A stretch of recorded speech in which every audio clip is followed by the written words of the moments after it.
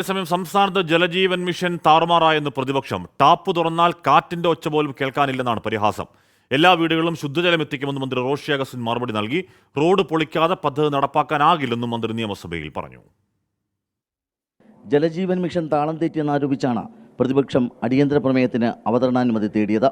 സർക്കാരിന്റെ അനാസ്ഥയും പിടിപ്പുകേടും കാരണം പദ്ധതി അട്ടിമറിക്കപ്പെട്ടതായി അവതരണാനുമതി തേടിയ അനൂപ് ജേക്കബ് ആരോപിച്ചു. പദ്ധതികൾ വിപുലീകരിക്കാതെ നിങ്ങൾ 20 ലക്ഷം കണക്ഷൻസ് കൊടുക്കുമ്പോൾ എന്താണ് സാർ സംഭവിച്ചത്? വെള്ളം കിട്ടിക്കൊണ്ടിരിക്കുന്നവരും വെള്ളം ഇല്ലാണ്ടായി, കണക്ഷൻ കിട്ടിയവർക്കും വെള്ളമില്ലാത്ത അവസ്ഥയായി. 6 ലക്ഷം പുതിയ കണക്ഷൻസ് കിട്ടിയവർക്ക് പൈപ്പ് തുറന്നാൽ കാറ്റിന്റെ ഒച്ച പോലും അതിൽ കൂടെ കേൾക്കാൻ പറ്റാത്ത അവസ്ഥയാണ് സാർ ഇന്ന് കേരളത്തിലുള്ളത്. കേന്ദ്ര ഫണ്ട് ലാപ്സായിട്ടില്ലെന്നായിരുന്നു മന്ത്രി റോഷി അഗസ്റ്റിന്റെ മറുപടി. റോഡ് വെട്ടിപ്പൊളിക്കാതെ പദ്ധതി നടപ്പാക്കാൻ കഴിയില്ല. 51,000 കിലോമീറ്റർ റോഡുകളുടെ പണി പൂർത്തിയായിട്ടുണ്ട്. പദ്ധതി വഴി എല്ലാ വീടുകളിലും ശുദ്ധജലം എത്തിക്കും. നമ്മളെ സംബന്ധിച്ച് നമുക്ക് 23.5% നമുക്ക് കൊടുക്കാൻ കഴിഞ്ഞിരുന്നുള്ളൂ.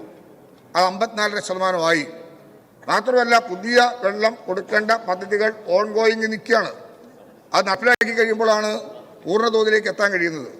വരുന്ന 1.5 വർഷക്കാലം കൊണ്ട് നല്ല നിലയിൽ പുരോഗതി പ്രാപിക്കാൻ കഴിയും. അതുകൊണ്ട് എല്ലാവരും ഇക്കാര്യത്തിൽ സഹകരിക്കാൻ ആവശ്യം. 44,715 കോടിയുടെ പദ്ധതി കാലാവധി പൂർത്തിയായപ്പോൾ 4/1 തുക പോലും ചെലവാക്കിയില്ലെന്ന പ്രതിപക്ഷ നേതാവ് വി ഡി സതീശൻ പറഞ്ഞു. കൃത്യമായ സർവേ നടത്തുകയോ എസ്റ്റിമേറ്റ് തയ്യാറാക്കുകയോ ചെയ്തില്ല. കണക്ഷൻ പൂർത്തിയാകുമ്പോൾ നിലവിൽ ലഭിക്കുന്നവർക്കും കുടിവെള്ളം ലഭ്യമല്ലാതാകുമെന്നും വി ഡി സതീശൻ.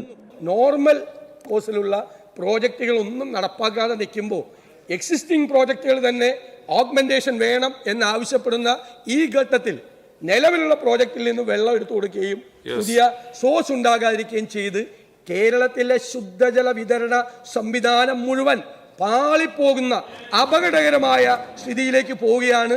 മന്ത്രിയുടെ വിശദീകരണത്തിന്റെ അടിസ്ഥാനത്തിൽ സ്പീക്കർ അടിയന്തര പ്രമേയത്തിന് അനുമതി നിഷേധിച്ചു. ഇതിൽ പ്രതിഷേധിച്ച പ്രതിപക്ഷം സഭയിൽ നിന്ന് ഇറങ്ങിപ്പോയി. 24 തിരുവനന്തപുരം.